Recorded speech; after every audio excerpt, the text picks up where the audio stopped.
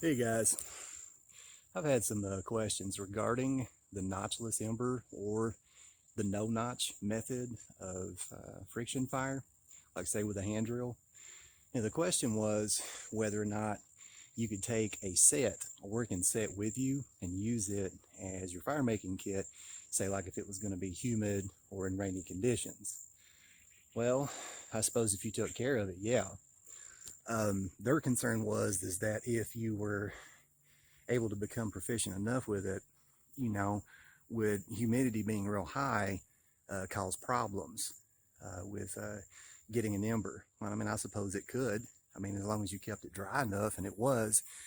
The hand drill, when I go out in the wilderness for extended stays, is not my primary source of fire making. My primary source of fire making is the good old-fashioned lighter. I mean, this is my number one. That's what I'll have. Or a butane torch. I generally have the torches, but those are notorious for running out of fuel. But anyway, back to the topic of the video. Can it be done in high humidity? Yeah. If you can see, my set is back here lying on the ground. I don't know if I can see that. Let me see. It's back here lying on the ground. It's been lying on the ground for some time. It has actually rained here earlier, and I will show you that the ground is actually still damp. That's mud. I don't know if you guys can make that out. My set's been lying here on the ground for probably the better part of, I don't know, 20 minutes or so. It had rained earlier. You can definitely see moisture. We're going to find out whether or not you can do this in high humidity. And with a somewhat damp set, it's not really damp. A little bit of rain got on top of this, probably not much.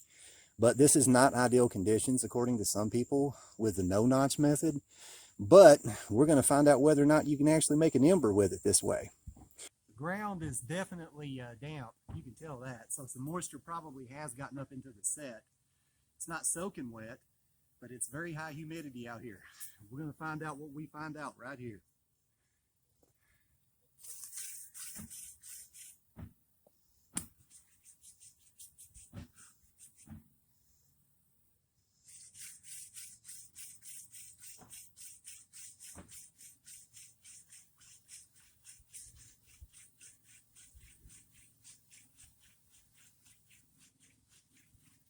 Not responding that well. There's definitely, it's starting to smoke finally. There we go. Definitely moisture, definitely humid.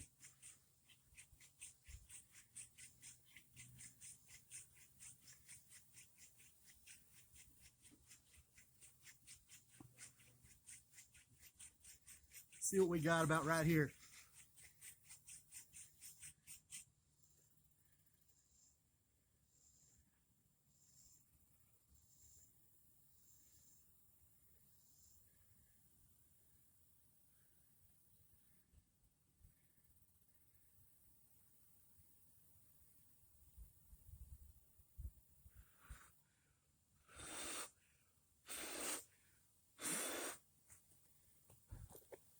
Got one.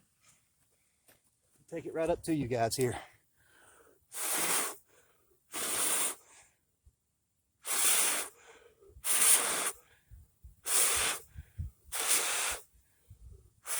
I think you can see that. I'm not sure.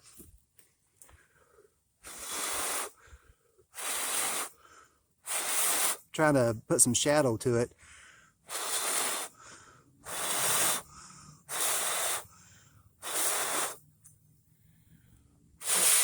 This will make sure it's glowing for you guys so you can see this.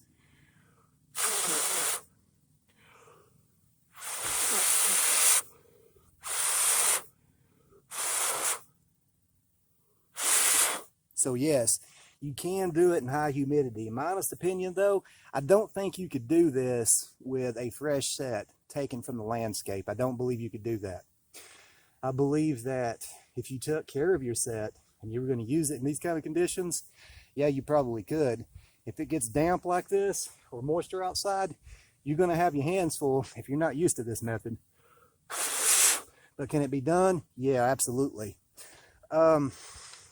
like I said, I don't believe you're going to be doing this with a fresh set taken from the landscape. I just don't. I've had that happen only a few times to me, and the reason being is because it was dry for like probably a better part of a week, hadn't rained, and it was like in the fall, so there was like really hardly any humidity. Today it's very humid. There's actually, you can tell if you look at the ground that there's mud.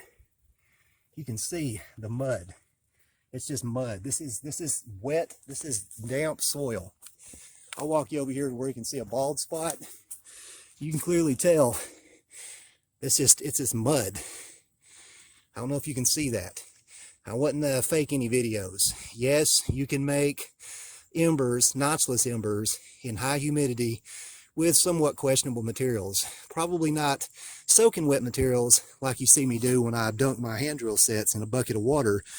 But I think you could probably make some notchless embers in such conditions.